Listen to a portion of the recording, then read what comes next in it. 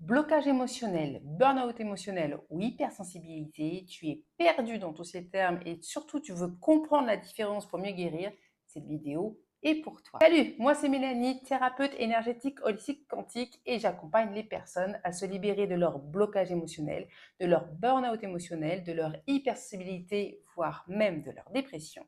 Et aujourd'hui, on va aborder donc la différence entre ces trois états, voir ce que dit la médecine occidentale et ce que la médecine énergétique chinoise biodynamique dit, et par rapport à ce que je ressens également dans mes mains depuis plus de 300 personnes accompagnées à ce jour. Le but de cette vidéo, c'est que tu comprennes ces différences pour mieux identifier ce que tu traverses, ce que tu ressens et surtout trouver des solutions adaptées pour te libérer. T'es prête? C'est parti. On commence par le blocage émotionnel, l'émotion qui prend toute sa place. Ce que va te dire la médecine occidentale, elle va considérer que le blocage émotionnel, c'est un trouble psychologique ou une conséquence du stress. On va te parler d'émotions refoulées qui peuvent provoquer des symptômes physiques, des tensions musculaires, des troubles digestifs, des insomnies, de l'épuisement, des palpitations cardiaques, le côlon irritable. Qu'est-ce qu'on va te proposer comme traitement? Des thérapies cognitives pour apprendre à gérer tes émotions, des médicaments comme des anxiolytiques, voire des antidépresseurs pour calmer les symptômes. Pourquoi pas même des médicaments qui visent par exemple l'estomac, si tu as des douleurs à l'estomac, ou des exercices de respiration pour mieux tout gérer. Et on va te dire, vous n'avez rien. C'est dans votre tête, c'est le stress. Mais en fait, non, en fait, j'ai mal à l'estomac, c'est pas mal à la tête, j'ai mal à l'estomac, c'est pas dans mon corps en fait. En revanche, en médecine chinoise, chaque émotion va être liée à un organe.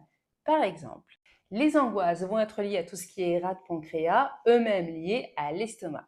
Si cette émotion reste bloquée et bloquée et bloquée, ça va perturber l'énergie de ces organes et ce qui peut entraîner du coup les problèmes digestifs, les problèmes à l'estomac, une sensation de bout dans la gorge et également, pour des raisons que j'ai évoquées dans d'autres vidéos, tout ce qui va être palpitation cardiaque parce que le cœur va être hyper sollicité dans tout ce qui est angoisse. Donc pour guérir de ça, il faut identifier les événements qui ont marqué l'organe, que le corps a gardé en mémoire parce que le corps se souvient de tout et on va l'aider à digérer ces événements. On va pouvoir redonner l'énergie et au corps, on va pouvoir lui redonner son pouvoir d'auto-guérison. On va pouvoir travailler également avec ton mental pour qu'il comprenne et intègre ces expériences. On va reconnecter donc le corps et le mental pour qu'ils avancent ensemble comme le cheval et le cavalier dans la même direction parce qu'on aura traité les deux. Le burn-out émotionnel, là, c'est quand tout déborde. Que dit la médecine occidentale? Le burn-out émotionnel est vu comme un épuisement général causé par un stress prolongé. Les symptômes incluent une grande fatigue, des troubles du sommeil et des variations émotionnelles un peu intenses. Le conseil typique qu'on va te donner en médecine occidentale, c'est te reposer, prendre une pause, voire envisager un suivi psychologique et pourquoi pas des anxiolytiques et des antidépresseurs.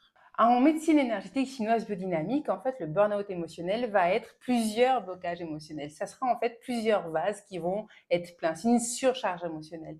Tous les vases émotionnels des différentes émotions donc sont pleins. Ça va impliquer un déséquilibre du qi et du coup, chaque goutte d'eau va faire déborder le vase. Le foie déborde de colère, les poumons sont saturés de tristesse et les reins sont vidés par l'anxiété, l'insécurité, la peur. Il y a un énorme désalignement qui se crée parce que ton mental, il va continuer de te pousser à dire c'est rien, alors que ton corps, lui, il te dit stop. Donc, à la différence de la médecine occidentale, la médecine énergétique chinoise biodynamique va te proposer de te libérer des émotions accumulées dans chaque vase émotionnel, dans chaque organe, de rééquilibrer l'énergie globale pour que tout ton corps retrouve son énergie, son harmonie et toujours ce pouvoir d'auto-guérison. Travailler sur le mental également pour qu'il arrête de te pousser à contre-courant. Et puis, bien surtout, permettre au corps et au mental de travailler ensemble pour pas que tu te contentes juste de recharger tes batteries temporairement, mais que tu puisses guérir en profondeur. L'hypersensibilité, quant à elle, est très différente parce que l'hypersensibilité, en fait, c'est d'absorber les émotions des autres. En médecine occidentale ou même dans la culture générale, quand on te dit que tu es trop sensible, que tu es hypersensible, c'est un peu décrit comme une sensibilité émotionnelle exagérée, voire extrême. Ça peut se traduire par donc une grande réactivité aux stimulations extérieures, une difficulté à gérer les émotions et une fatigue émotionnelle fréquente. Qu'est-ce qu'on va te proposer? Des anxiolytiques, des antidépresseurs, des techniques de gestion émotionnelle, des psychothérapies. Ça change. En revanche, pour la médecine énergétique chinoise biodynamique, c'est complètement différent. L'hypersensibilité est perçue plutôt comme une capacité vraiment unique. C'est comme si les vases émotionnels dont je t'ai parlé tout à l'heure qui étaient pleins, là, sont vides. Ce qui te rend du coup réceptif aux émotions des autres. Oui, on ne peut remplir que ce qui est vide. Donc là, ce qu'on va faire, c'est qu'on va comprendre pourquoi tes vases sont vides. On va identifier les expériences qui les ont vidés. On va travailler sur ton corps pour remplir doucement ces vases avec tes propres émotions. Et bien sûr, reconnecter ton corps et ton mental pour que tu apprennes à différencier tes émotions de celles des autres. Pourquoi? Parce que tu peux transformer cette hypersensibilité en une vraie force. Les traitements proposés, tu l'as compris, ce que fait la médecine occidentale, on va te prescrire souvent la même chose, que ce soit un blocage émotionnel, des angoisses, de l'anxiété, du stress, un burn-out émotionnel ou une hypersensibilité.